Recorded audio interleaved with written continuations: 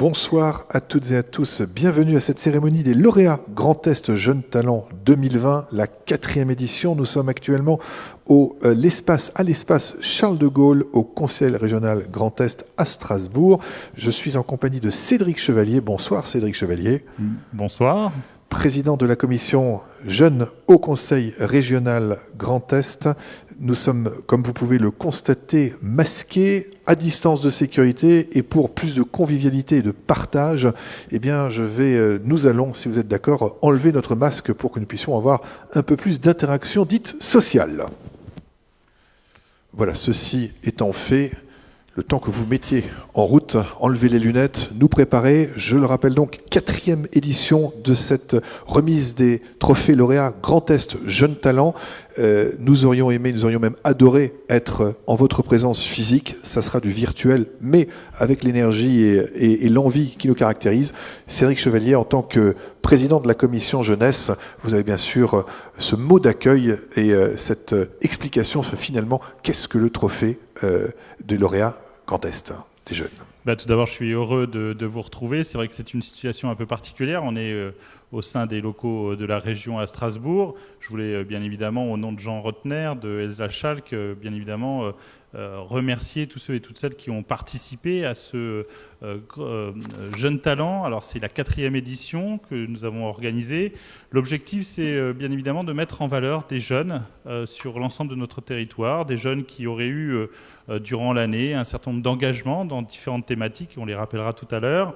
C'est aussi dans la philosophie de la région Grand Est, c'est de les mettre en valeur parce que finalement, ces jeunes, ils sont capables de faire des choses extraordinaires et de le faire un peu différemment, non pas dans une démarche qui est la leur, d'aller se présenter, mais plutôt poussés par des parrains et des marraines.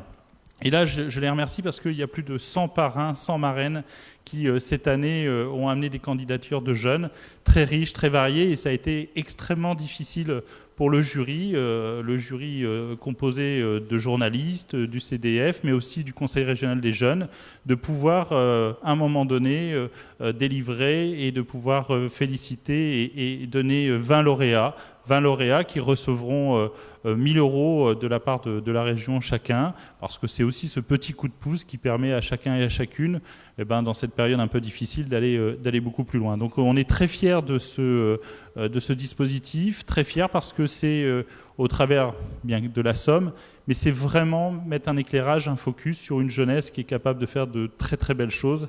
Et en cette période un peu compliquée, parce que c'est aussi cette année un thème, c'est celui de l'engagement pendant cette crise sanitaire, on a vu des choses vraiment fabuleuses. Et vraiment, je voulais remercier tous ceux et toutes celles qui ont participé, remercier bien évidemment les services de la région, les techniciens et l'ensemble des jurys et des participants.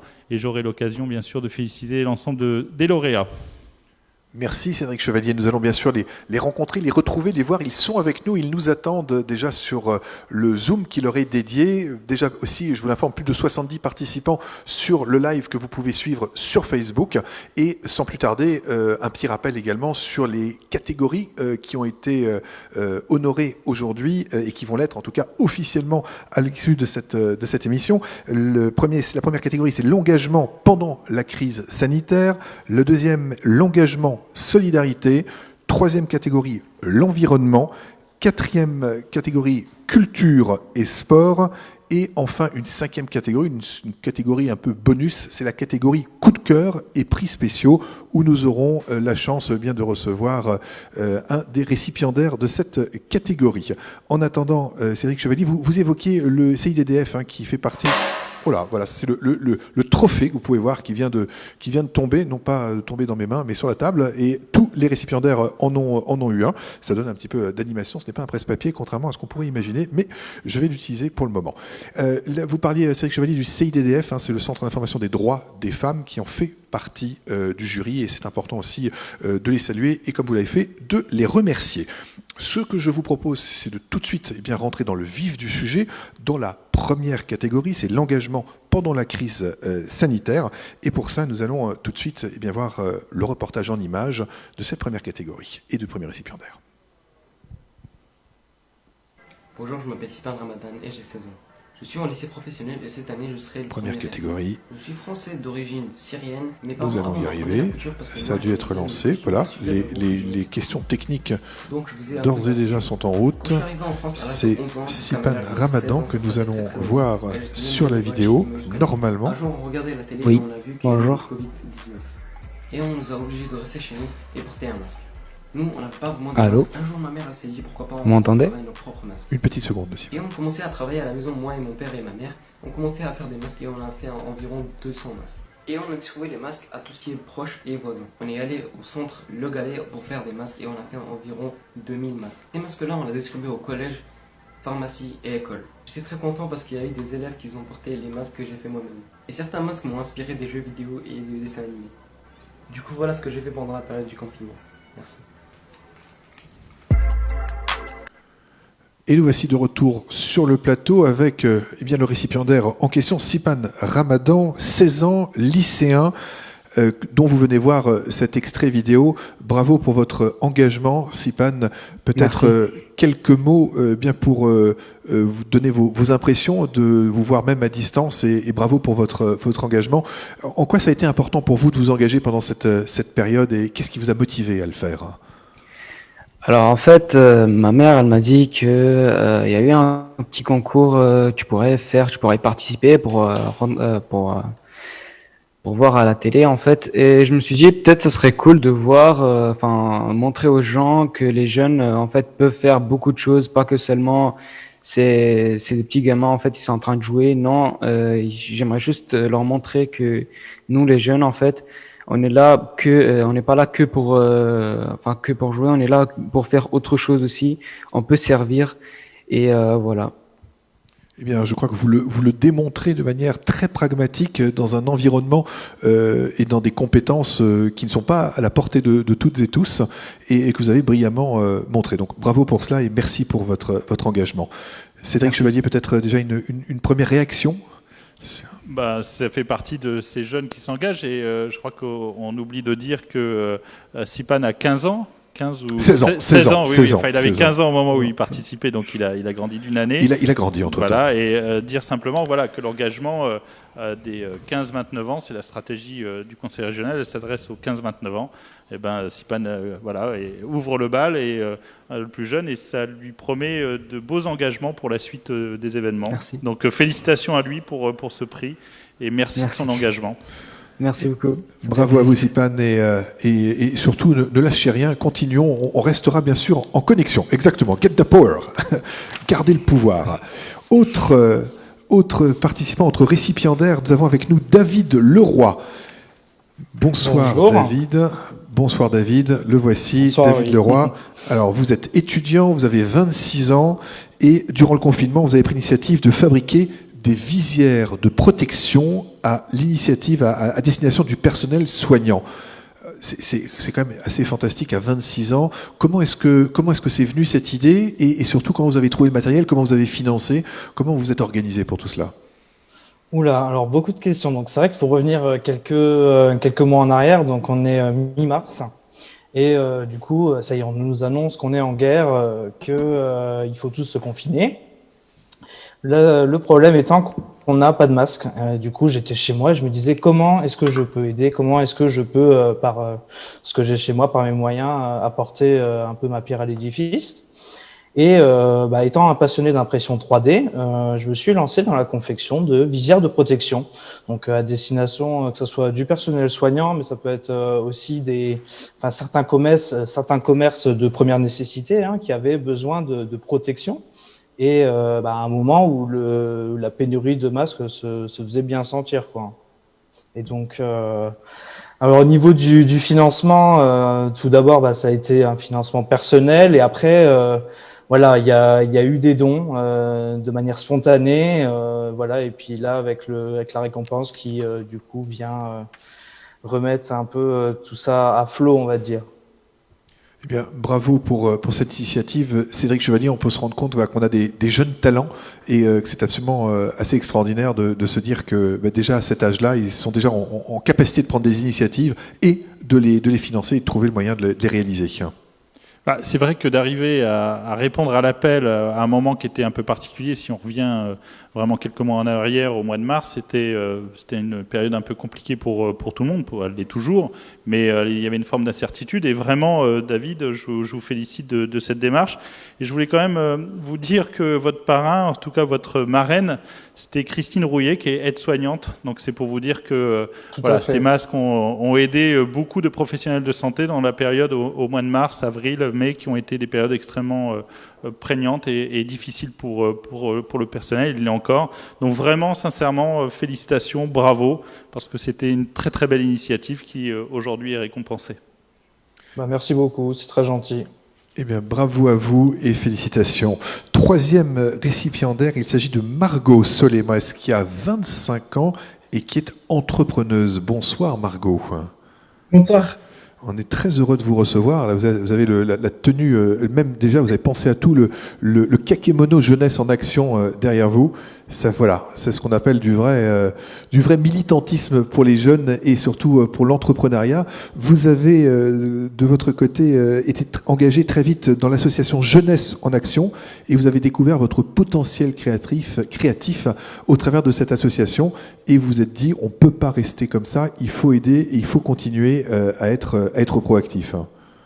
Alors tout à fait. Et pendant le confinement, on s'est vite trouvé face à des problèmes et nous avons tout de suite pensé solution.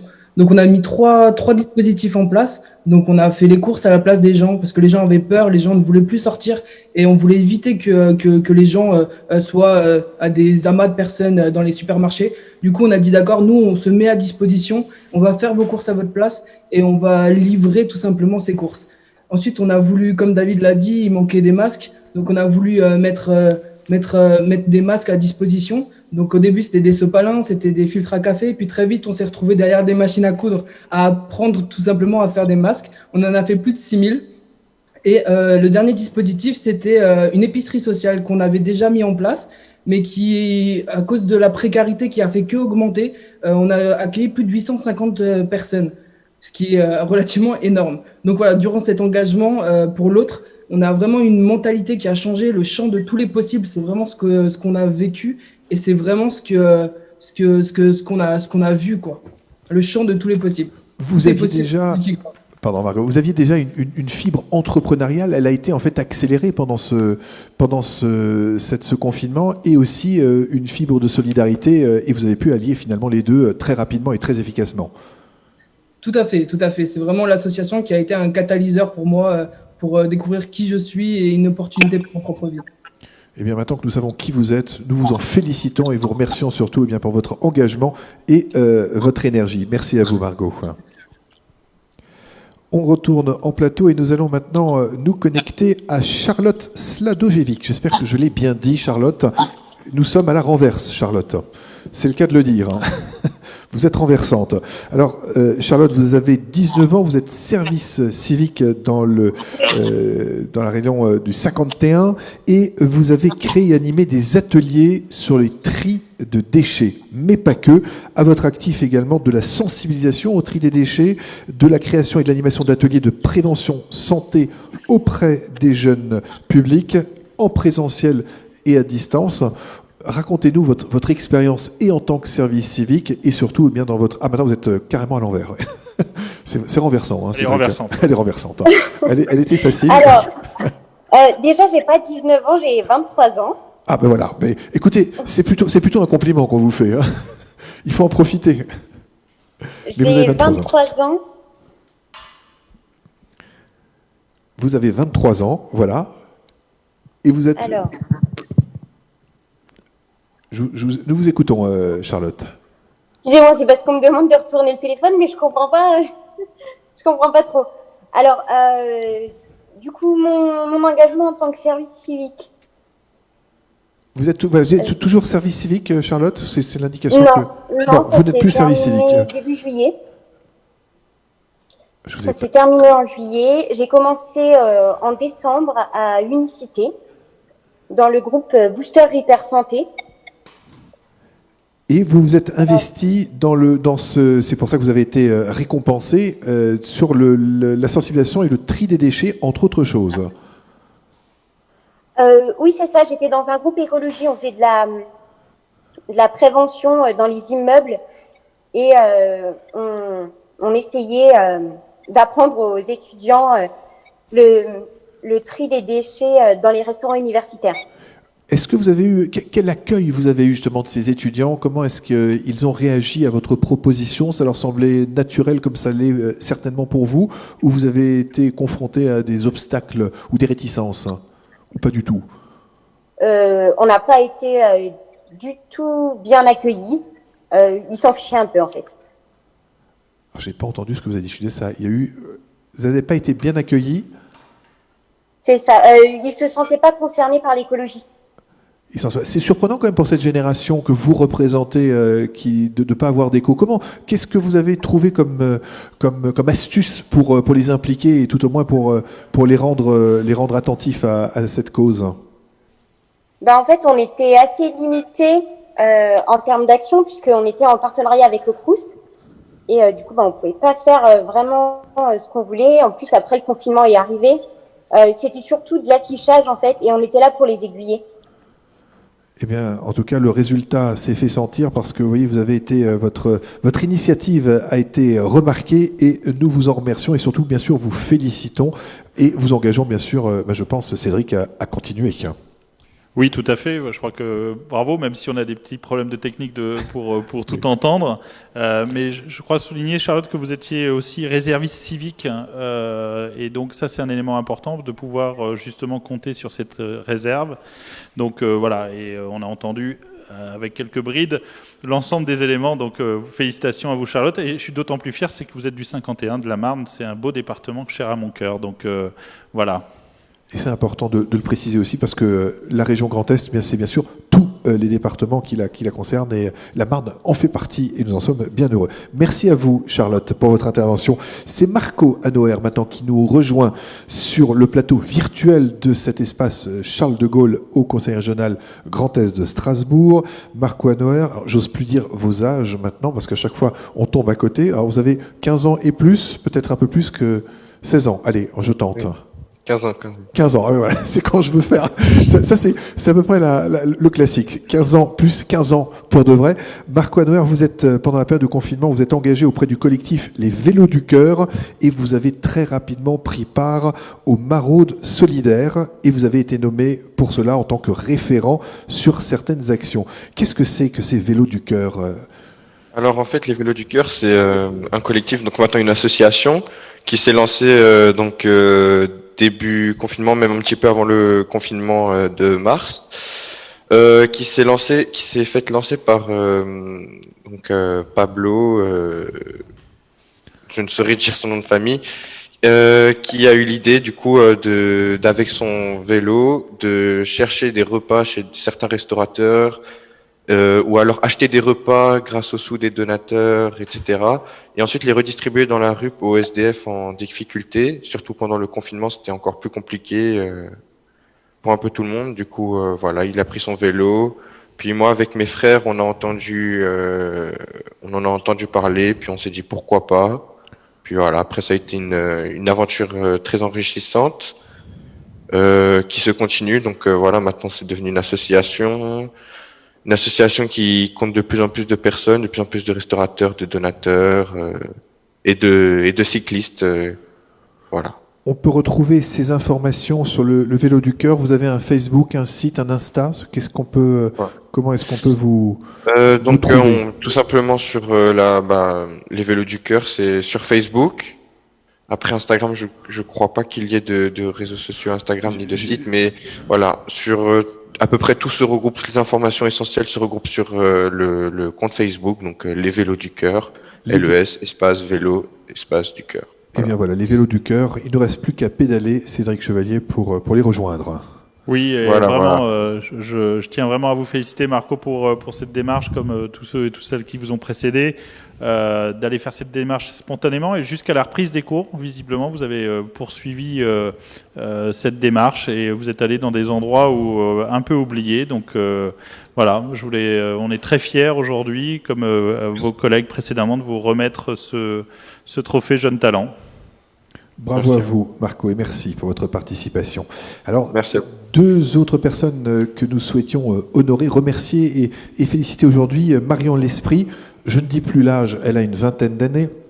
Elle est entrepreneuse et elle souhaitait faire du secourisme, sa formation de premier secours de niveau 1, ce qu'elle a fait, et rejoindre la direction de la Croix-Rouge pour l'animation des équipes. Elle n'a pas pu être connectée avec nous aujourd'hui, mais nous la félicitons bien évidemment et la remercions pour tout le travail qu'elle a fait en tant que bénévole sur les postes de secours pendant cette partie du confinement, ainsi qu'à distance, qui n'a pas pu être présente parmi nous, Mathilde Clochette, une vingtaine d'années également, étudiante dans le 57 et qui, pendant le début de ce confinement, a souhaité s'investir dans des actions de solidarité auprès des publics dits vulnérables, des personnes âgées dans les EHPAD, visites, aides, rencontres et échanges. Un travail remarquable. Et c'est ça que je trouve extraordinaire. Cédric Chevalier, vous me direz aussi bien sûr ce que vous en pensez, c'est que finalement la valeur n'attend pas le nombre des années et la diversité des produits et surtout des actions qui ont été menées sont quand même assez extraordinaires pour ces jeunes gens de 20 ans de moyenne d'âge. Ça prouve qu'effectivement, quand on dit que la jeunesse a du talent, on le voit à travers déjà ces quelques exemples et d'autres vont arriver derrière. Moi, ce qui vraiment me scotche, c'est cette capacité à un moment donné on aurait pu très bien chacun rester chez soi. Non, beaucoup, que ce soit des jeunes et des moins jeunes, mais là, pour le coup, des jeunes ont décidé de prendre la démarche, d'aller, avec aussi cette créativité. C'est ça aussi qui est impressionnant, c'est parfois d'aller au-delà de ce qui peut exister. Donc voilà, ils ont fait preuve de créativité, de courage et de faire de l'engagement. Je crois qu'il fallait vraiment un coup de chapeau à ces jeunes. Voilà, donc je suis vraiment très heureux ce soir de pouvoir remettre ces trophées de jeunes talents. Et puis 1000 euros, je crois que ça va faire du bien à cette période un peu de Noël. Mais ils les ont tous reçus avant, donc ils sont sympas, ils sont quand même là pour venir, donc pour venir les recevoir, donc virtuellement. Virtuellement tout au moins. C'est vrai que d'abord c'est une belle somme, c'est important à cet âge-là et pour les projets qui ont été posés. Vous avez notifié également cette créativité impressionnante au travers de l'ensemble de ces jeunes et bien sûr ce beau trophée que l'on reverra un petit peu plus tard. Vous nous aurez l'occasion de nous le montrer pour ceux qui l'ont reçu, parce que normalement tout le monde a dû le recevoir. On continue, Cédric Chevalier, avec la deuxième catégorie, c'est engagement et solidarité. Et pour en parler, eh bien, ça sera le premier projet et en vidéo, c'est celui de Nolan Krissuk, qui a autour de 17 ans. Je ne m'engage plus maintenant sur ce que l'on dit, c'est plus ou moins. Nolan Krissuk en vidéo pour l'engagement solidarité.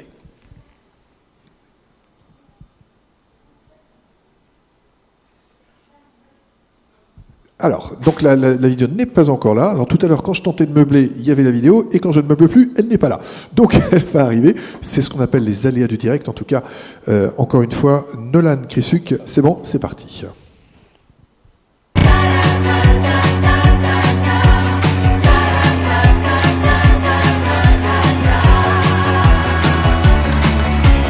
Aujourd'hui, on n'a plus le droit ni d'avoir faim, ni d'avoir froid. Je pense à toi, je pense à moi. Je ne te promets pas le grand soir, mais juste un Retour sur le plateau Espace Charles de Gaulle au Conseil régional Grand Est en compagnie de Cédric Chevalier, président de la commission jeunesse. Ici au Conseil régional, nous venons de voir la vidéo réalisée par et pour Nolan Krissuk, premier récipiendaire de cette catégorie solidarité. Nolan, vous nous entendez ?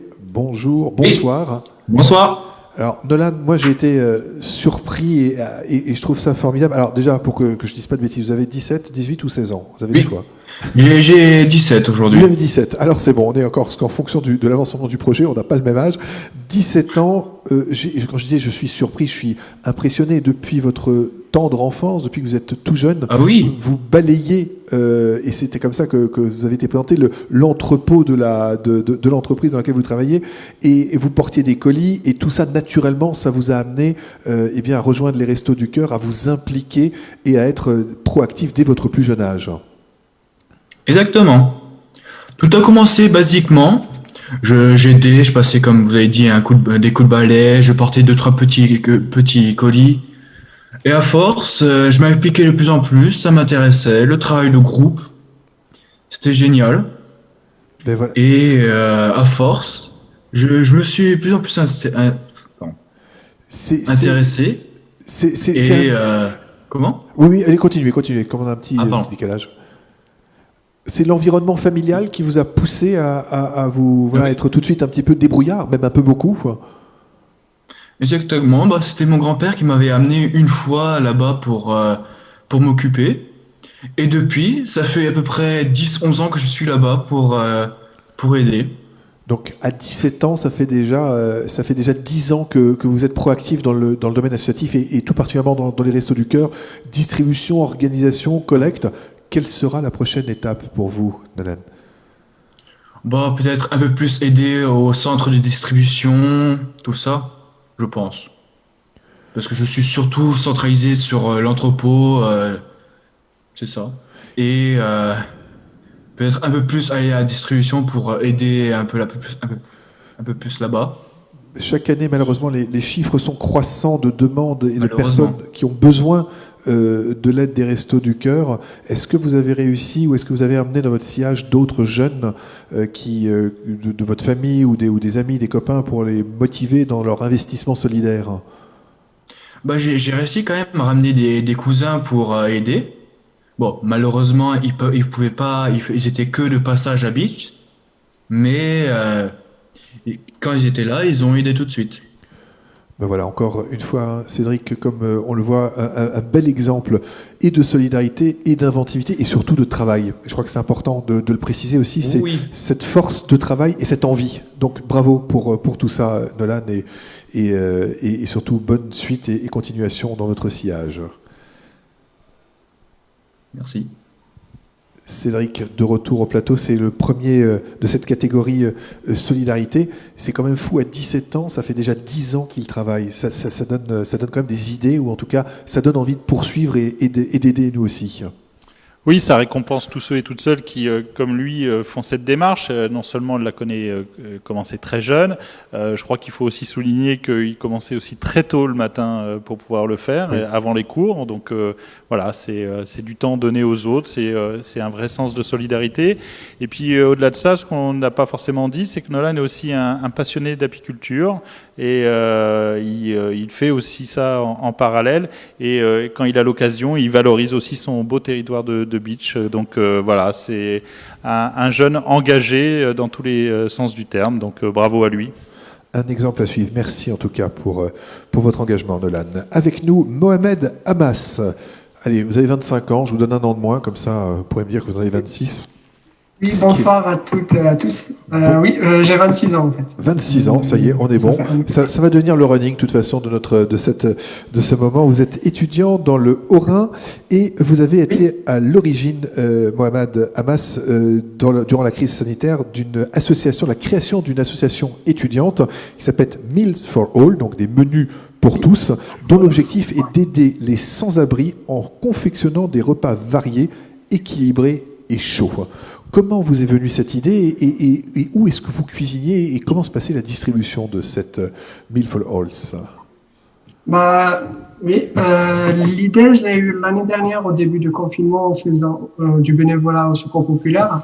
C'était une des associations parmi les rares associations qui sont restées ouvertes pendant la crise sanitaire. Et en faisant du bénévolat avec des amis, on habitait dans la même résidence et on avait une cuisine commune. On était en contact direct avec des sans-abri qui refusaient souvent des produits frais qui sont à cuisiner. En lui posant la question, ils nous ont dit qu'ils étaient confinés dans des hôtels première classe où ils n'avaient pas possibilité de cuisiner. Du coup, on a décidé, moi, Ayoub, Garance et Jean, qui sont en train de regarder ce live aussi, je les remercie aussi. On a décidé de créer ce projet en cuisinant des plats chauds et équilibrés et en les livrant aussi à leur hôtel où ils étaient confinés. Et la livraison, on faisait la livraison avec des vélos, avec une trottinette électrique. Chacun, il prenait ce qu'il peut. On a réussi à cuisiner pendant la période de crise plus de 250 plats chauds pour les sans-abri. Bravo pour cet engagement, Mohamed. Et je crois savoir que le projet continue. Vous cherchez également à mobiliser d'autres personnes pour pouvoir poursuivre et passer le relais, finalement. Oui, parce qu'actuellement, je suis étudiant en deuxième année master ingénierie de projet en économie sociale et solidaire. Et je suis en train de développer ce projet pour que ça devienne un restaurant solidaire d'insertion professionnelle des sans-abri. Je veux que ça soit de l'insertion professionnelle par les sans-abri, et c'est les sans-abri qui vont cuisiner en même temps pour les autres sans-abri en attendant qu'ils deviennent aussi partie de C'est ce restaurant participatif, solidaire. participatif et Ça va fonctionner comme solidaire. ça. Il y a une notion de participation aussi. C'est pas juste leur donner à manger, c'est également qu'ils apprennent à faire avec les conditions les meilleures possibles. Bravo pour ce beau projet et félicitations. Hein. Cédric, je suis plus on avance, c'est pas que plus on est surpris, c'est que plus la diversité et la créativité, comme vous le disiez, restent encore et toujours de fait. Oui, surtout en plus dans une période un peu, on parlait aussi pendant cette période, on parle toujours de la précarité étudiante, mais là, en fait, ce sont des étudiants qui ont décidé d'aller voir des gens qui étaient encore plus précaires, et je trouve que la démarche qui a été faite, et notamment en association, il faut le soulever avec les œuvres universitaires et scolaires, le Crous, donc c'est vraiment magnifique ce qui a pu être fait, et en tout cas, on sera extrêmement attentif et pour accompagner la démarche qui a été entreprise, donc bravo à vous pour ça. C'est encore une forme de créativité et qui va sur l'ensemble du territoire, parce que là on a voyagé. Tout à l'heure on était dans la Marne, là on est dans le Haut-Rhin, on est passé par la Moselle, par la Meurthe-et-Moselle. Donc la créativité n'est pas l'exclusivité d'un territoire, elle est vraiment diverse, ni de l'âge. Bien au contraire, et ça nous fait voyager, comme vous le dites, du nord au sud, de l'est à l'ouest, tout en restant dans notre belle région. Merci à vous, Mohamed, pour votre témoignage. Théo Lecky est avec nous également. Bonjour Théo, vous êtes étudiant, vous avez 23 ans, et votre combat, si je puis le dire ainsi, ou en tout cas votre engagement se porte sur l'engagement de la lutte contre la discrimination et particulièrement contre l'homophobie dans le sport et dans le football. Malheureusement, on est en 2020 et on est encore obligé, encore et toujours, de poursuivre cet engagement et surtout de le marquer pour pouvoir ouvrir au maximum les esprits. Théo, comment votre engagement et surtout votre projet a été accueilli par les personnes concernées et par celles qui ne le sont pas, c'est-à-dire même dans le milieu sportif? Parce que j'imagine que votre démarche n'a pas dû forcément surprendre, mais en tout cas interroger et surtout a dû marquer les esprits. Oui, c'est un engagement qui a été assez spontané, qui a fait suite notamment à la polémique qu'il y avait eu l'année dernière sur les matchs de Ligue 1, Ligue 2, où des matchs avaient été arrêtés par rapport à des chants ou des banderoles à caractère homophobe. Je suis moi-même joueur de foot et à un niveau amateur, et ça m'a beaucoup fait réfléchir cette période. Je me suis questionné sur le rapport que j'avais aussi par rapport à ça, et je me suis rendu compte qu'effectivement toutes les semaines, on entend des propos à caractère homophobe ou sexiste sur les terrains de foot. Et c'est totalement contre les valeurs du sport que je prône, à savoir l'égalité, le fair play, l'acceptation de l'autre, etc. Et je trouve qu'aujourd'hui, c'est encore difficilement acceptable qu'il y ait des personnes qui puissent pas faire leur sport favori de peur de subir de discrimination ou de moqueries ou d'insultes, etc. Donc je me suis dit qu'il y avait beaucoup de travail à faire là-dessus. Donc j'ai contacté le président de l'association Foot Ensemble, Johan Lemaire, et je lui ai dit que j'avais envie de travailler sur cette thématique, sur ces sujets. Et j'ai eu la chance qu'il m'accorde beaucoup de confiance et de liberté sur tous ces projets. Et on voit au fur et à mesure et de plus en plus que les instances du sport, les clubs se préoccupent de cette question et souhaitent également un sport ouvert à tous, peu importe la couleur de peau, la religion, l'orientation sexuelle, le sexe. Donc de nombreux projets sont en cours et j'ai bon espoir qu'on va dans le bon sens. Donc il faut continuer à briser le tabou, à déconstruire les préjugés, les stéréotypes pour que bientôt plus personne en fait n'ait peur de s'assumer dans son sport favori. Vous avez, entre autres faits d'armes, en 2019, organisé un match sous l'égide du président de la République et en compagnie du haut patronage du président de la République et en compagnie, en présence de la ministre des Sports de l'époque, où vous avez pu valoriser en fait finalement toutes les actions que vous souhaitiez. Ça a été, j'imagine, un moment fort et émotionnellement important pour et les participants et votre équipe. Oui, c'était un match de gala organisé à Charleville-Mézières en novembre 2019, où a été réuni le Variété Club de France avec toutes ces stars qu'on connaît, avec des champions du monde, etc. Et puis une équipe mélangée entre anciens joueurs de Sedan et de Charleville-Mézières. Ça a été un moment fort pour la lutte contre l'homophobie dans le foot, où on a vu des acteurs qui se mobilisent pour ce sujet, donc avec la présence notamment de la ministre des Sports, la présidente de la LFP et des membres de la FFF. Donc ça a été très fort au niveau émotion et j'espère que ça va continuer dans ce sens. En tout cas, je crois que vous faites tout ce qu'il faut pour. Vous êtes en train de préparer également une formation pour sensibiliser bien l'ensemble et des partenaires, et des participants, et des joueurs, et des clubs à ces problématiques. On suivra ça avec grande attention. Donc peut-être avez-vous déjà aussi un site internet, un Facebook aussi que l'on peut suivre pour pouvoir s'y rendre et vous soutenir? Oui, c'est le site de l'association Foot Ensemble. Donc vous tapez footensemble.fr, on retrouve facilement tous les projets et toutes les actions qui sont menées. Merci beaucoup Théo pour votre participation et bravo. Cédric Chevalier, c'est fou, hein, cette variété, on a du sport, on a de la solidarité pour les personnes âgées, on a vraiment du local, du moins local, on a vraiment de tout. Et là, vient d'être connecté avec nous Soline Collard, 23 ans, vous êtes bénévole international. Vous êtes investi à l'étranger après votre engagement volontaire. Vous avez choisi de vous investir dans la jeunesse ougandaise. Ça fait bien loin de nos terres. Et évidemment, je pense ils en ont besoin. Vous êtes envolé fin septembre 2019 en Ouganda avec pour perspective bien de participer à la vie d'une école en Ouganda en vous rendant utile de mille et une façons. Est-ce que vous pouvez nous parler de cet engagement et bien sûr cet attachement que vous avez à ce pays?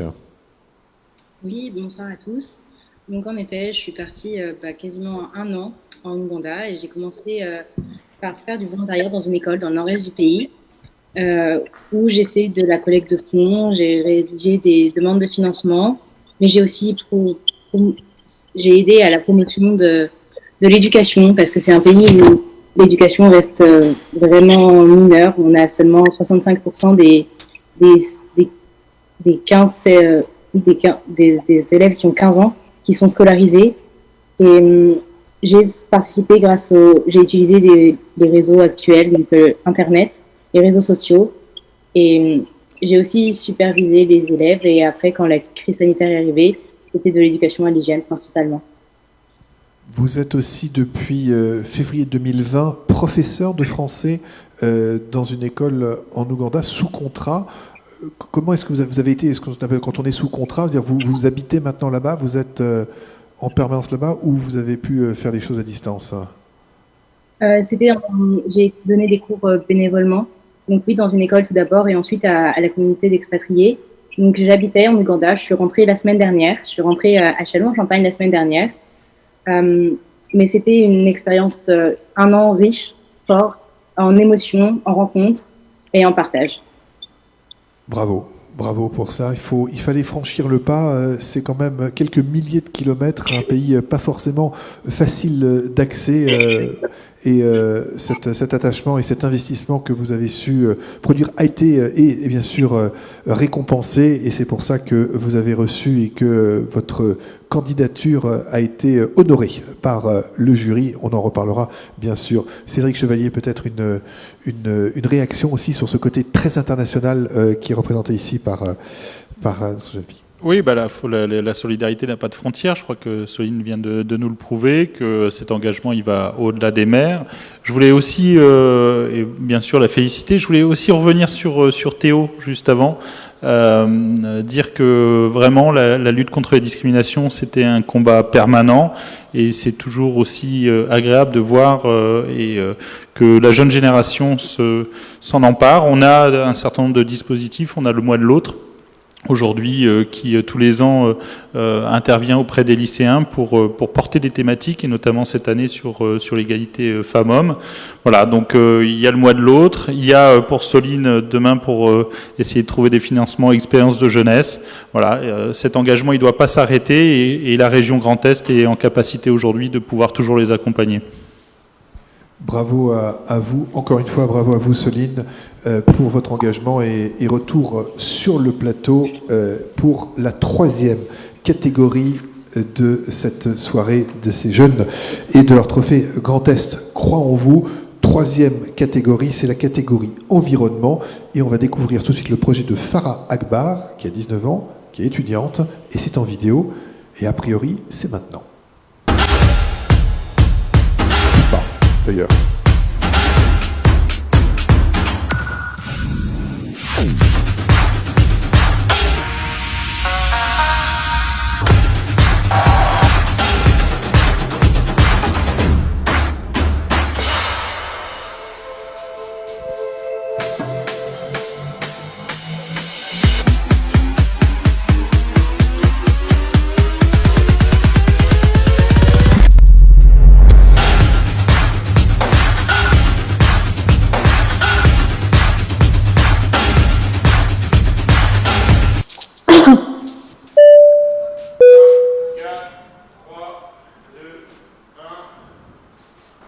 Belle présentation de Farah Akbar, 19 ans, étudiante, une touche à tout de l'associatif, créatrice et multi-projet, je crois qu'on peut le dire ainsi. Farah, est-ce que vous êtes avec nous? Je ne vous vois pas encore à l'écran. Oui. Je vous entends, ce qui est déjà très bien. Voilà. Farah, vous êtes avec nous. Vous êtes engagée dans le monde associatif depuis l'âge de 9 ans. Comme tout à l'heure, mais ça fait près de 10 ans que vous êtes sur le terrain de l'association. Bravo déjà pour cela. On voit derrière vous des trophées. Est-ce que ce sont des trophées associatifs, des trophées sportifs? Qu'est-ce que c'est? En plus de faire tout ce que vous faites, je suis sûr que vous faites du sport. Non, en fait, c'est les trophées de ma petite sœur. Ah, c'est les trophées de la petite sœur. C'est pas grave. Quoi, vous êtes dans la chambre de la petite sœur? Comme ça, vous lui avez piqué sa chambre le temps de sa présentation. Alors, Farah, vous avez organisé, entre autres choses, des ciné-débats sur le racisme, le travail, des théâtres législatifs sur l'égalité femmes-hommes, la laïcité, ainsi que des sorties au Parlement et au marché de Noël. Et vous avez créé en août 2019 l'association Jeunes sans frontières pour continuer à développer des actions et des rencontres avec les jeunes réfugiés. Est-ce que vous pouvez nous parler bien de ce qui vous a motivé à créer ces associations, à les animer, et dans quelles conditions est-ce que vous vous êtes approprié ces sujets et comment vous les avez développés? En fait, pour la question des jeunes migrants, on était très vite concernés parce qu'on était un groupe en fait d'enfants de migrants entre autres, enfin d'enfants d'étrangers. Et on s'est dit que ça aurait pu être nous en fait à la place des jeunes. On a eu envie de monter un projet avec des jeunes de notre âge. Donc, on a contacté des mineurs non accompagnés, donc des jeunes qui sont seuls ici, en France. Et on a monté du coup des projets pour leur parler de citoyenneté, de solidarité et les sensibiliser face à des sujets de société. Et vous avez en public ces migrants, ces jeunes.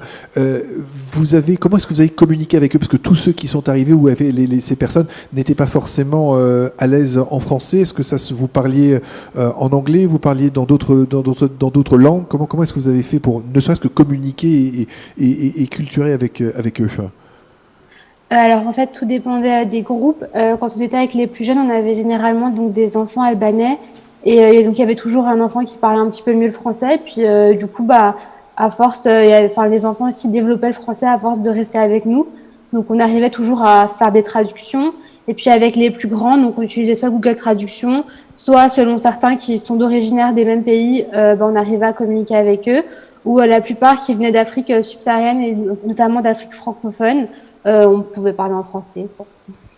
C'est fou parce que, Farah, vous avez un éclectisme dans vos investissements associatifs. On parlait des Jeunes sans frontières, mais vous continuez à développer des actions et des rencontres toujours avec les jeunes réfugiés. Également, vous êtes investi dans une autre association, Recycle, qui apporte un soutien à un village au Laos afin de traiter des déchets plastiques.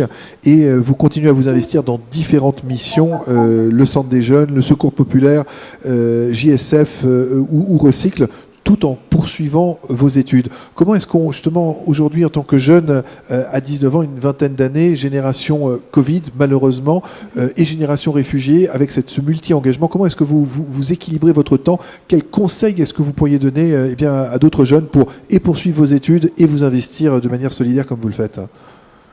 Après, je pense que tout est une question d'organisation.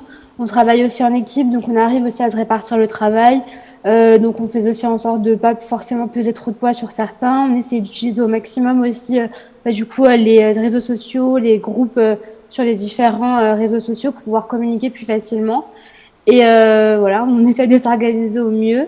Donc ça se passe plutôt bien. Généralement, j'ai pas encore eu de problème, à part pendant le confinement. Et là encore, on s'est réadapté, on a réappris à utiliser de nouveaux outils comme les vidéoconférences. On a fait notre association en ligne, donc tout doucement en fait les choses aussi se développent et puis il faut simplement s'adapter aussi aux différents événements. Bien, bravo pour tout ça. Peut-être Cédric, avez-vous déjà une réaction en profitant de cette multi-engagée? Moi, je trouve que c'est très inspirant en fait. C'est extrêmement inspirant. On se dit, s'ils le font, nous aussi, on devrait pouvoir faire encore plus et mieux. C'est inspirant et impressionnant parce que se dire que cet engagement, il date quasiment de 10 années, qu'il est multiforme, qui à mon avis ne s'arrêtera pas là. J'ai l'impression que Farah, à la limite, elle pourrait postuler tous les ans au Grand Test Jeune Talent, donc c'est plutôt une belle chose. Donc non, il y a vraiment pas grand-chose à dire. Si vraiment, c'est impressionnant et simplement que ce qui est à souligner, c'est cette capacité d'adaptation face aux circonstances et malgré le Covid, malgré tout ça, c'est de trouver à chaque fois une solution, une réponse pour pouvoir poursuivre cet engagement. Donc bravo à elle et bravo à celles et ceux qui l'entourent. Puis en plus, elle vient de Mulhouse, donc une ville chère au cœur du président Jean Rotner. Oui, ils sont inspirants et impressionnants et je trouve que ils nous donnent, ce sont des exemples en fait, et surtout dans cette période, vous êtes toutes et tous preuve d'exemplarité et félicitations et bravo pour cela. Retour sur le plateau, nous continuons avec une autre jeune. Il s'agit de Camille Troussier. Camille Troussier, bonsoir. Vous êtes aspirante compagnon du devoir. Qu'est-ce que c'est? Alors moi je connais les compagnons du devoir, mais quand on est aspirant compagnon du devoir, ça veut dire que vous aspirez, j'imagine, à devenir, vous n'êtes pas encore engagé, mais vous allez bientôt l'être. Non, aspirant, ça veut dire qu'on aspire à devenir compagnon au sein de l'association. Donc vous n'y êtes pas encore, et c'est une sorte de... Ah, vous y êtes déjà, donc c'est-à-dire que vous rentrez dans c'est comme un chemin initiatique au sein même des compagnons? Non, il y a 2 étapes dans l'association. On passe une première étape pour commencer le Tour de France où on devient aspirant. Et en fait, pour finaliser notre parcours de Tour de France, on a une deuxième étape qui est d'ailleurs le projet que j'ai réalisé à Mulhouse pour devenir compagnon. Alors, et à partir de ce moment-là, on a terminé on est sur la sur la fin de notre parcours.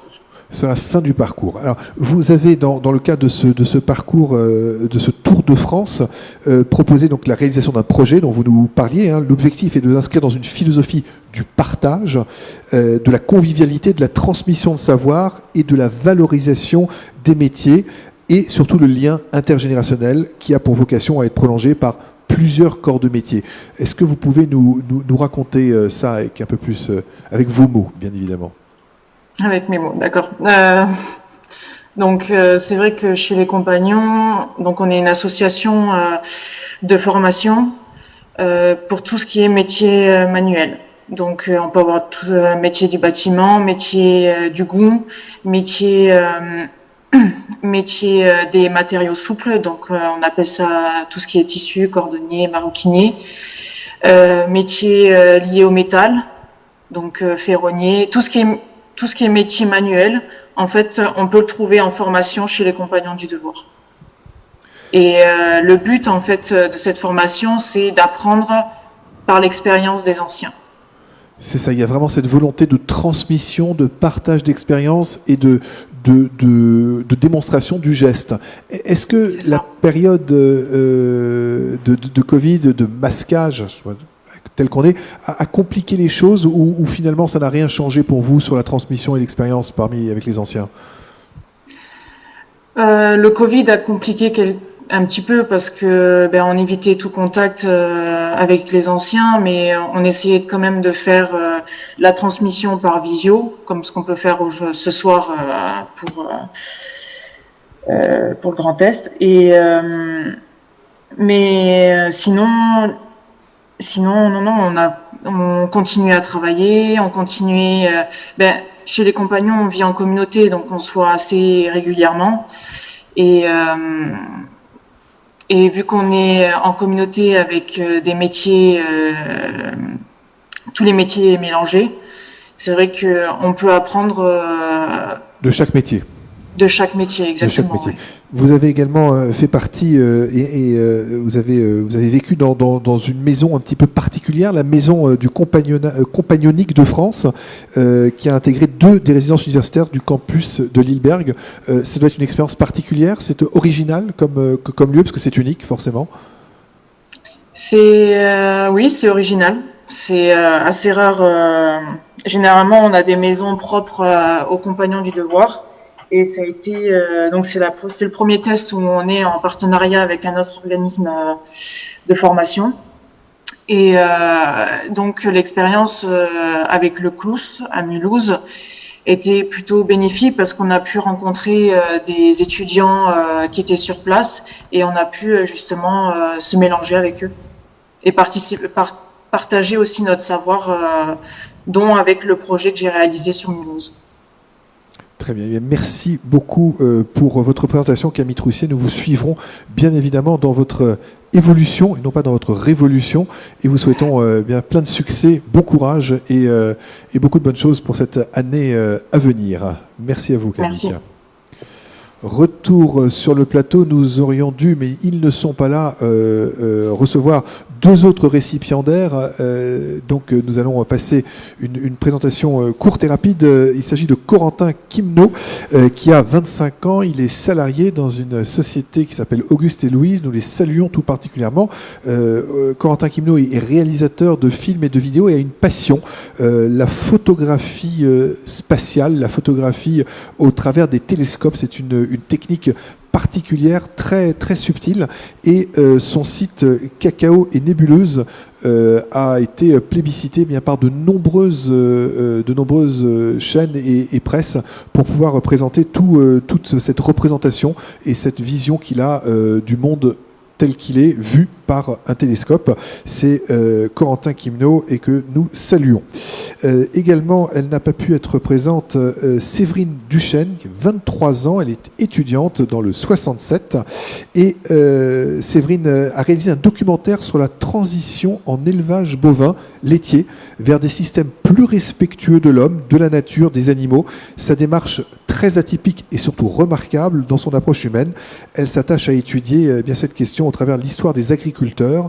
Son projet met ainsi en valeur des parcours d'hommes et de femmes qui ont intégré leurs convictions à leur métier. C'est un petit peu ce qui nous arrive aussi finalement, c'est avec Chevalier. S'il n'y a pas de conviction, il n'y a pas d'action et donc il n'y a pas de réaction, quoi.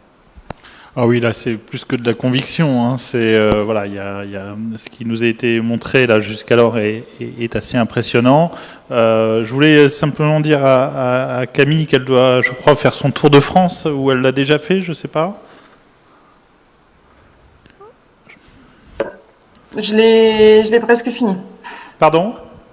Je l'ai presque fini. Voilà, donc j'espère que vous porterez les couleurs du Grand Est et que, en tout cas, vous ferez rayonner aussi l'engagement qui est le vôtre, mais aussi de tous ceux et toutes celles qui vous ont précédé et qui vont aussi vous succéder, parce que c'est une très belle manière aussi de porter les valeurs d'une région et des valeurs tout court. Donc oui, ça reste impressionnant, bravo, parce qu'on pourrait aussi s'arrêter simplement à ses études ou simplement à son projet et d'aller au-delà, c'est une belle force. Et pendant que Camille faisait le Tour de France, eh bien nous faisions le Tour du Grand Grand Est, ce qui est déjà pas mal aussi, hein, à notre manière. Peut-être nous croiserons-nous, Camille. En tout cas, un grand merci et bravo à Avec vous. plaisir. Allez, on continue. 3e catégorie. Cédric, ça passe trop vite. En fait, quand on est bien, quand on est dans de bonnes compagnies, et avec de la bonne compagnie, c'est le cas aujourd'hui avec l'ensemble de nos récipiendaires. Nous arrivons donc à cette 3e catégorie. C'est la catégorie culture et sport. 4e, qui est déjà catégorie. Bon, ça passe trop vite en fait. Culture et sport. Et pour cela, nous allons tout de suite voir Julien Carré, il a 23 ans, il est déjà salarié et vous allez voir, il a fait une véritable émission de sa vidéo de présentation. Nous la découvrons tout de suite. C'est parti.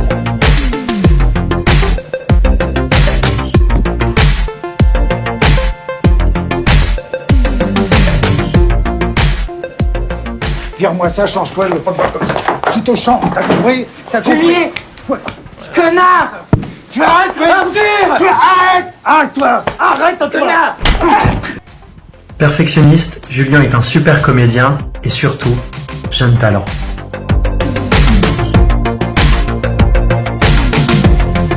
Bonsoir à tous, mardi 6 octobre 2020, je suis ravie de vous retrouver pour votre journal. Tout de suite les titres. Aujourd'hui, nous célébrons la...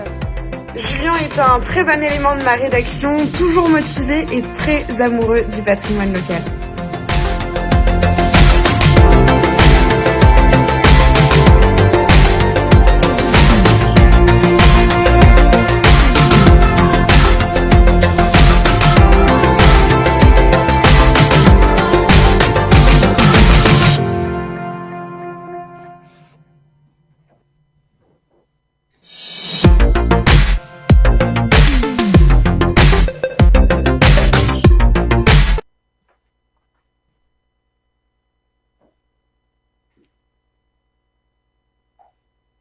Avec Cédric Chevalier. Je ne sais pas ce que vous en pensez, Cédric.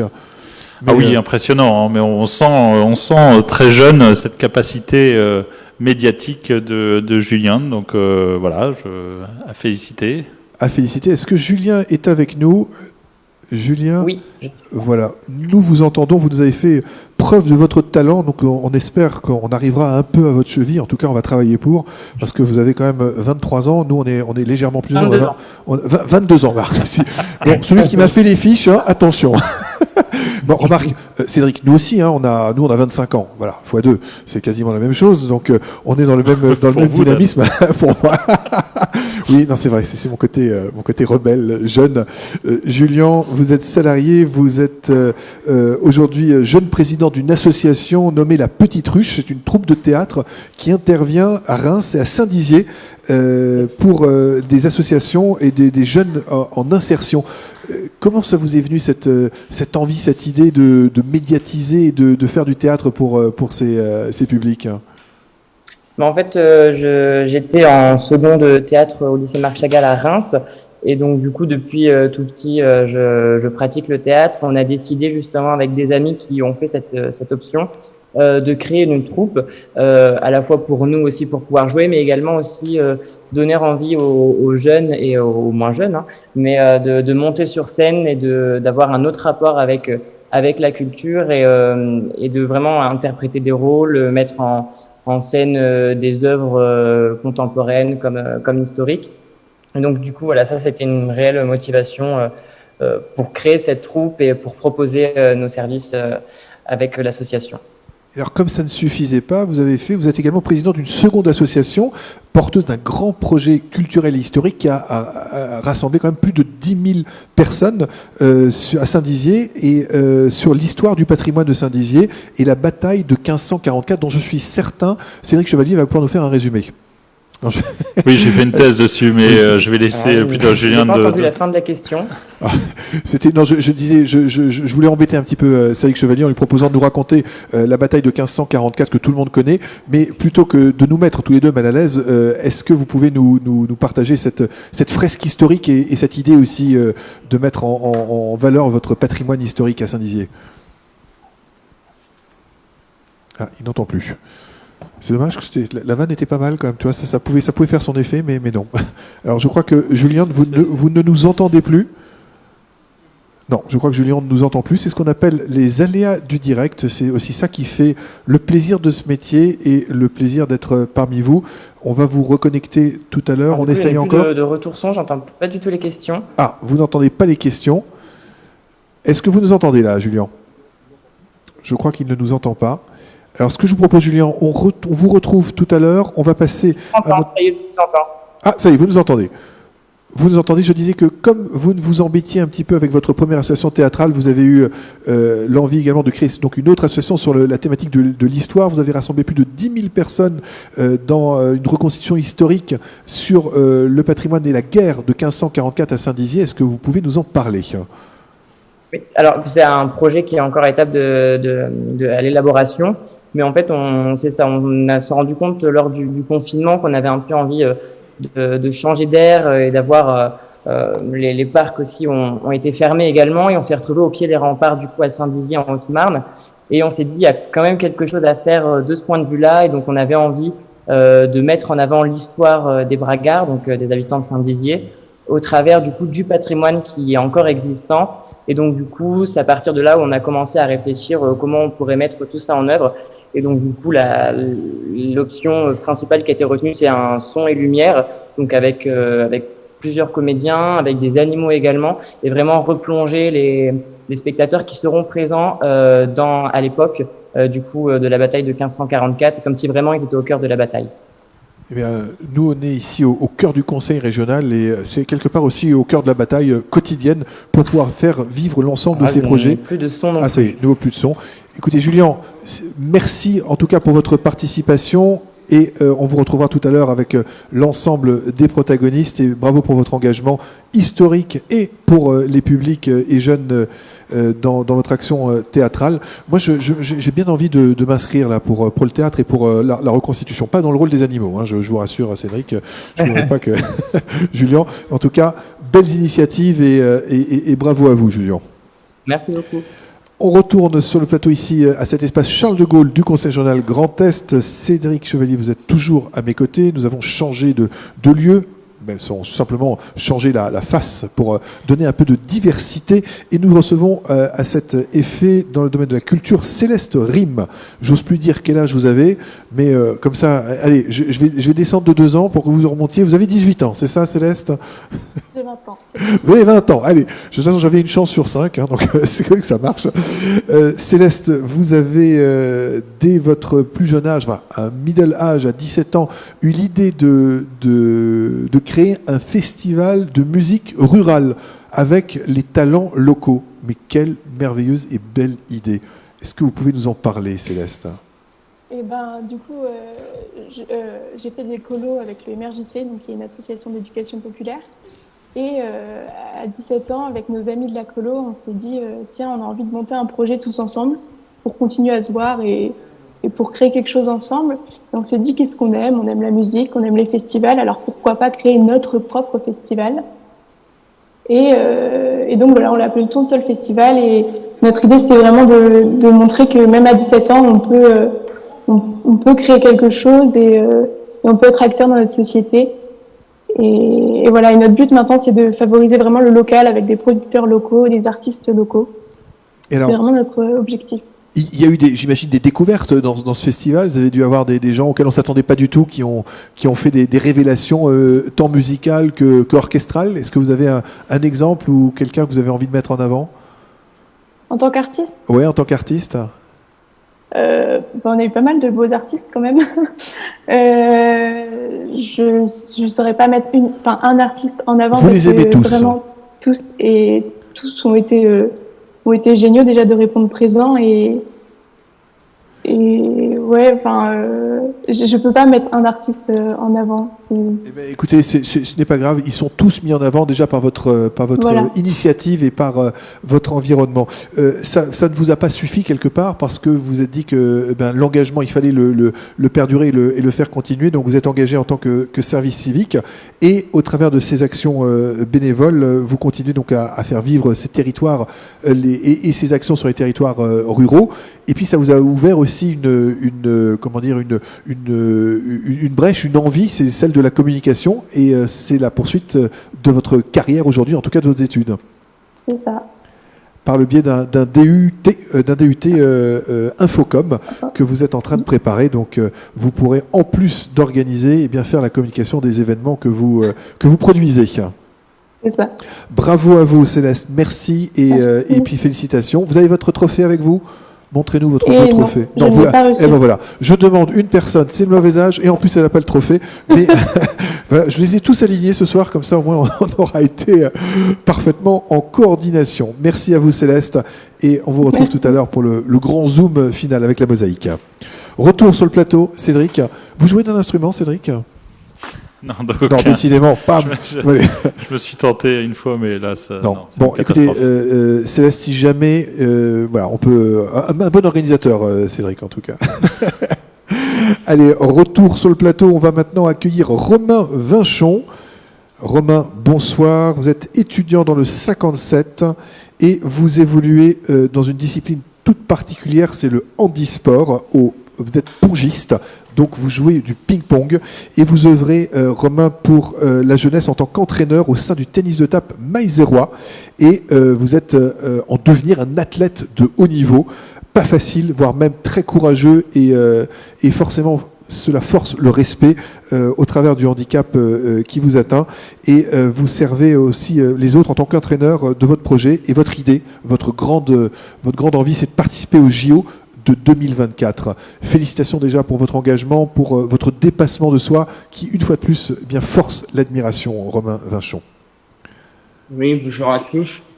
Oui, je suis athlète de haut niveau en tennis de table. Je suis au club des Mézières, les Mèches, et j'ai à cœur de participer aux Jeux paralympiques en sport qui auront lieu en 2021. En 2021. Et j'aurai à cœur d'y aller et représenter mon pays.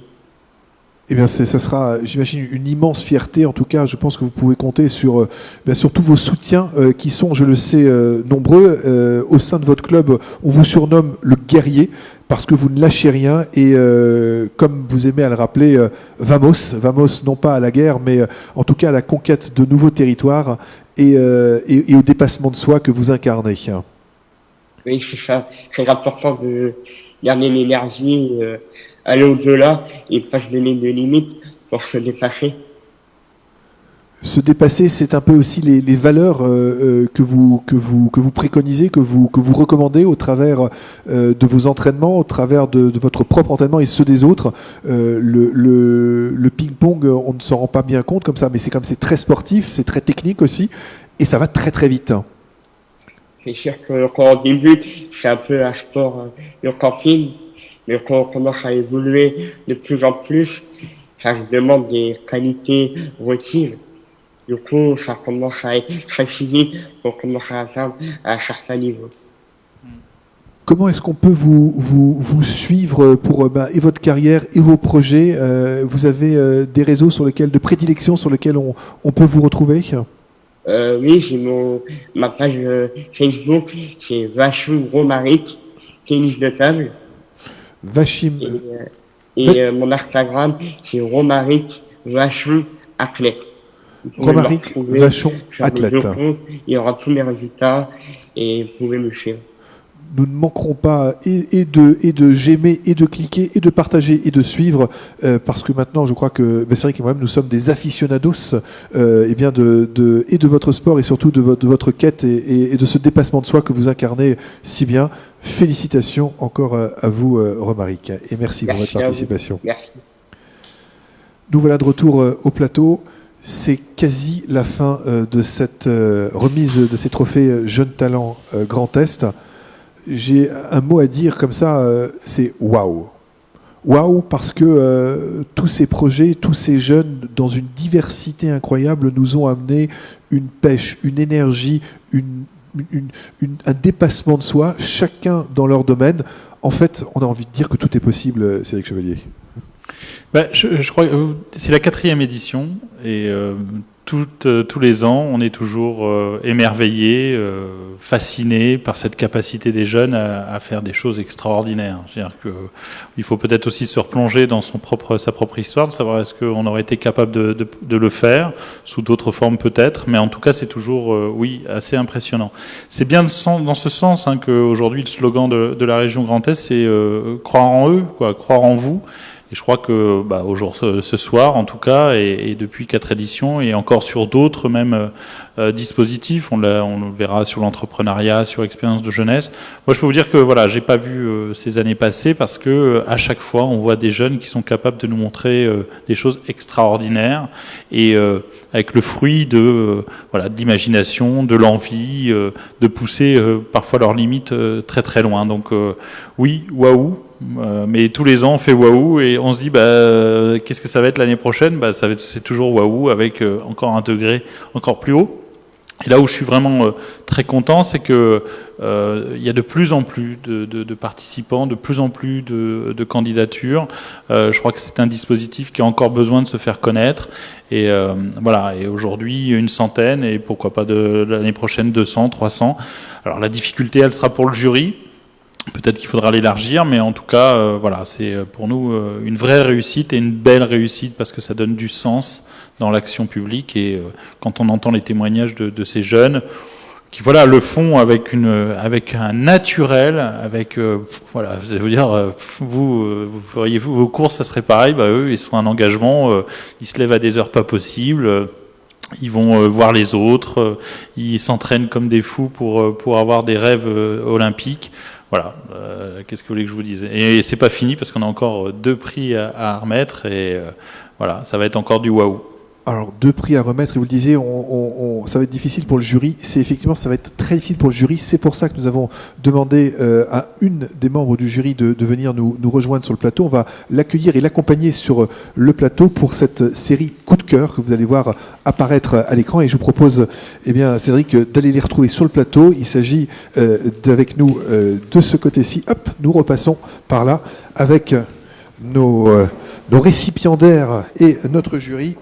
J'accueille d'un côté et de l'autre, si je la retrouve sur ma fiche, la voici, Charline Luc, qui est avec nous, qui est membre du Conseil régional des jeunes. Bonsoir Charline. Bonsoir. Très heureux de vous trouver ici. Ça va pas être facile pour vous, parce qu'il va falloir choisir. Il a falloir choisir. Et comme le disait Cédric Chevalier tout à l'heure, ça sera de plus en plus compliqué parce que les projets seront de plus en plus importants. Alors, Charline, vous êtes une jeune conseillère régionale des jeunes. Comment est-ce que cet engagement, cette envie vous est venue? Comment est-ce qu'on s'engage au Conseil régional des jeunes? J'aurais envie de dire un peu comme ont commencé tous ces jeunes qu'on vient d'écouter attentivement, par l'envie de faire bouger les choses, par l'envie de s'investir et de donner de soi-même. Je pense que c'est à peu près la même image qu'on a eu pour exemple pour chacun des 72 conseillers régionaux des jeunes Grand Est. Et voilà, c'est une fierté de pouvoir représenter la jeunesse de la région.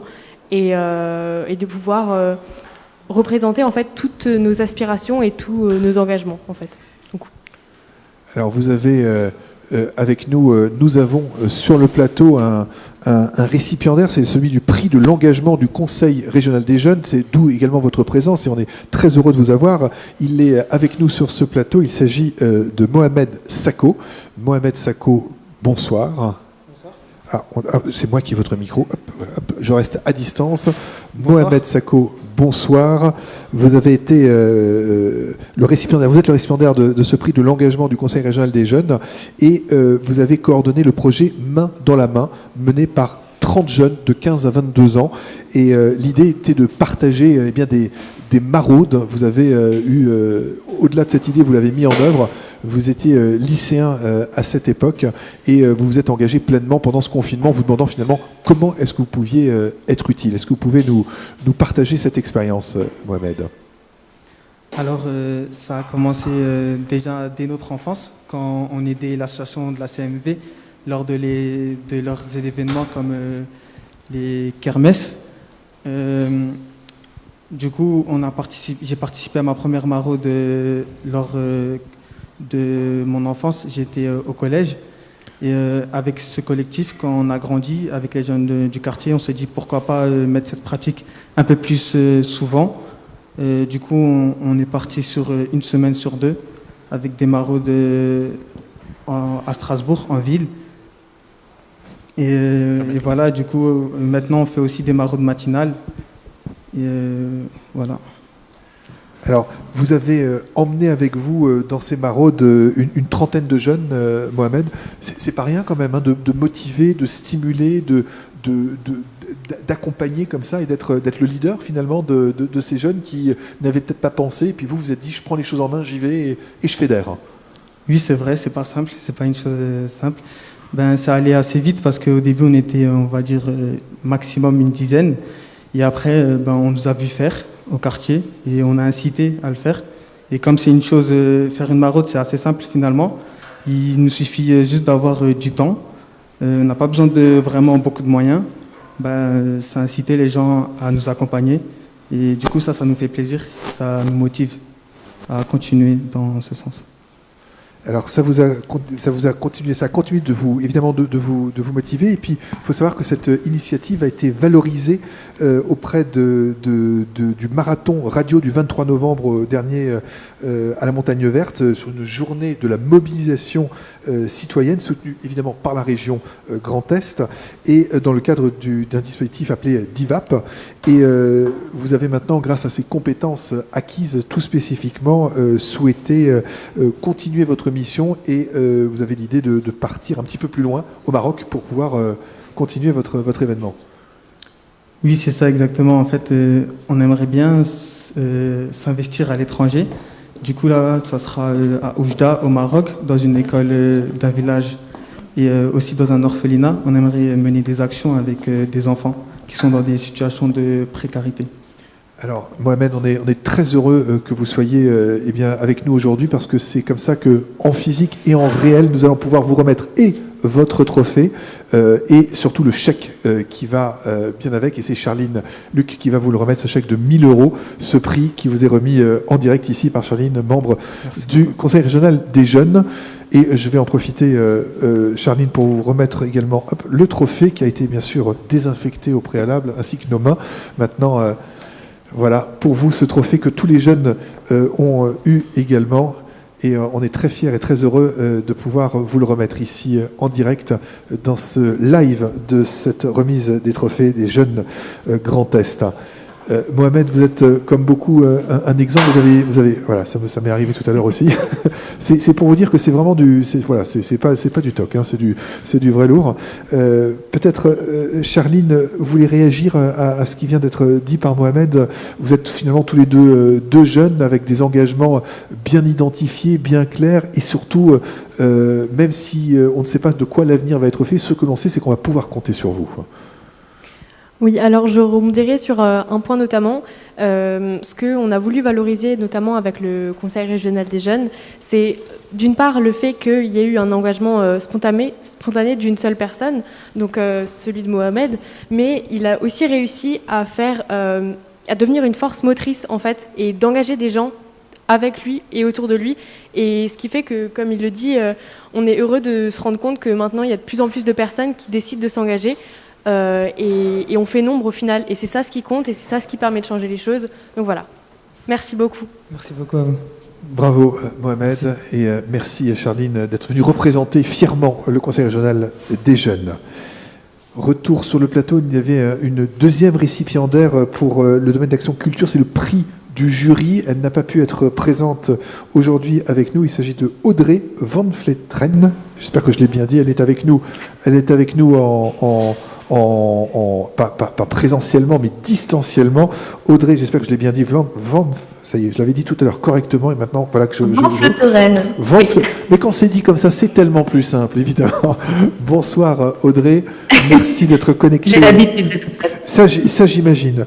Vous avez fait partie d'une association intemporelle qui a développé une fréquence radio intergénérationnelle métissage. L'idée est donc bien de métisser l'intergénération, les plus anciens avec les plus jeunes. C'est-à-dire que nous, on peut aussi participer, on ne sait pas dans quelle catégorie, Cédric, hein, mais en tout cas, on participera. Parlez-nous de métissage, Audrey, s'il vous plaît. Alors, Audrey. Alors, Métissage, c'est une radio créée par, donc, comme vous l'avez dit, l'association Intemporelle. Ça fait à peu près 2 ans qu'elle existe. Et le but de cette radio, c'est de faire en sorte de rompre la fracture numérique en faisant intervenir tous les publics. C'est-à-dire que alors juste avant le confinement et juste après le premier confinement, j'ai mis en place un ensemble d'émissions de collecte de mémoire et de sortes de ronds de parole sur divers sujets. Donc ça allait du jeu vidéo en parlant par comment est-ce qu'on draguait à l'époque et aujourd'hui. Et je fais en sorte que parle ensemble des publics de tous les âges. Et du coup, j'ai commencé avec un service civique pour cette association qui a continué sa confiance en moi puisque du coup, elle m'a embauché en CDD à la rentrée de cette année. Donc ça fait maintenant quelques mois que je travaille pour elle, pour cette radio. Je suis désolée de ma connexion qui est assez mauvaise ici. Je suis sur Jeff, pour ceux qui connaissent, et nous n'avons malheureusement pas la. Alors, écoutez, je vais tenter de résumer ce que j'ai compris, c'est-à-dire qu'on peut vous retrouver à la radio, ça j'ai bien compris, je n'ai pas entendu, peut-être pouvez-vous nous donner le site, la fréquence sur laquelle nous pouvons vous écouter, parce que maintenant que vous êtes à l'antenne régulièrement. Non, oui, okay. Alors c'est sur Métis, MEDTIS-age.com. Nous sommes actuellement une web radio et qui devient une web TV. Voilà, transformation, innovation, créativité. Je suis désolée, je n'ai pas beaucoup de connexion. Adaptation, aucun souci. Merci Audrey. En tout cas, on vous suivra sur Métissage, web radio devenue web TV, et on se fera un plaisir de vous écouter et d'être dans l'intergénération avec vous. En tout cas, bravo pour cette belle initiative et merci de votre participation. Cédric, ça y est. Je crois, moi j'ai pas vu le temps passer, je ne sais pas, j'espère que vous aussi, en tout cas derrière vos écrans, derrière ce Facebook Live et derrière les repartages qu'il y aura et que nous souhaitons bien évidemment. Cédric, tenez, venez, mettez-vous peut-être juste à côté de Charline et à côté de Mohamed. Nous avons passé quasiment 1h30 ensemble à découvrir l'ensemble de ces projets pour cette 4e édition de ces trophées Jeunes Talents. Et j'ai envie de vous dire, voilà, on a eu l'effet waouh, on a maintenant l'effet waouh plus qui va sans nul doute arriver pour les prochaines éditions. Mais avant cela, je crois qu'il vous appartient en tant que président de la commission jeunesse de clôturer en beauté cette soirée et cette remise des trophées. Écoutez, je crois que tout d'abord, je tenais encore à féliciter l'ensemble des lauréats, l'ensemble des participants, remercier tous ceux et toutes celles qui ont œuvré à ce que cette opération puisse se faire. C'est vrai que dans des conditions un peu particulières. Je voulais dire à Mohamed Sako que c'était un coup de cœur que j'avais eu aussi, et ça tombe bien, le Conseil régional des jeunes, voilà, j'avais été vraiment ému et je suis très heureux que vous ayez ce prix ce soir, bien sûr avec l'ensemble des personnes. Vous dire que finalement, remercier aussi le Conseil régional des jeunes parce que voilà, il participe à tous les dispositifs que la région Grand Est met en place. Donc c'est aussi une forme d'engagement qui est permanente. Tous les mois, ils se réunissent pour travailler sur des thématiques, pour travailler pour proposer des sommes pour expérience de jeunesse. C'est vraiment pour nous une manière aussi de donner un lien fort à la jeunesse, de leur donner les moyens et pas leur dire on vous écoute et puis après on verra plus tard. Voilà, je crois que c'est aussi, il y a des paroles, il y a des actes et je crois qu'au travers de tout ce qu'on en fait ce soir, y compris avec Jeunesse Grand Talent, c'est aussi une belle démarche.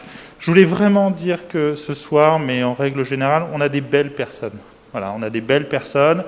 Et je crois que dans l'environnement qui est le nôtre, avec des thématiques extrêmement variées, des engagements extrêmement forts en tout cas, voilà, on a des belles personnes et je crois que ce qu'on peut en tout cas résumer, dire que moi je suis très fier d'avoir une région avec une jeunesse aujourd'hui qui s'engage comme celle-là, très fier parce que j'ai aussi de l'espoir dans l'avenir, parce que quand on a des jeunes qui spontanément font ce qu'elles font, c'est pas uniquement le chèque ou la récompense, mais parce qu'au démarrage elles l'ont pas fait pour ça.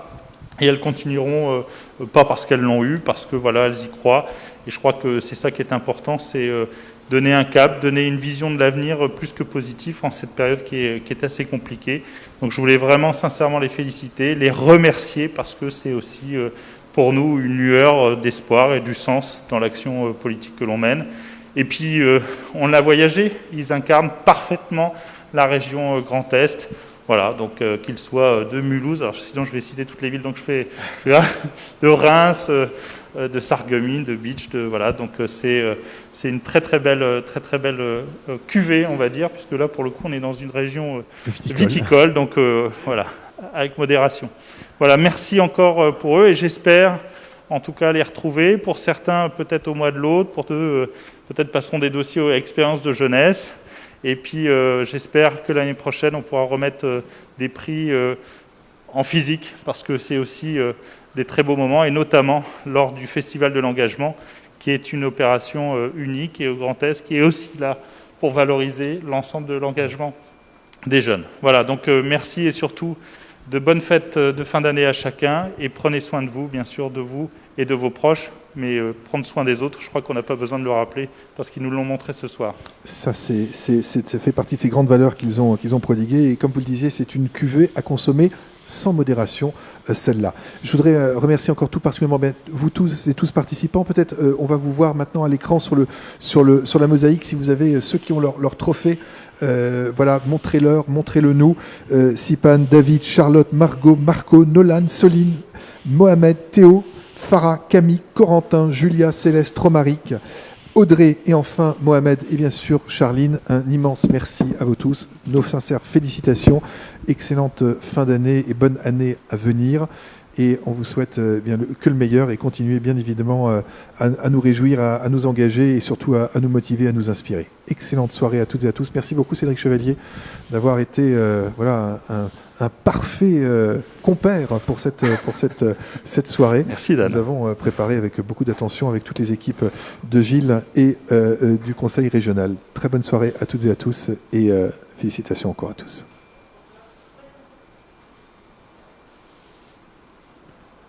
Vous avez mis vos trophées, j'ai pas vu si vous aviez...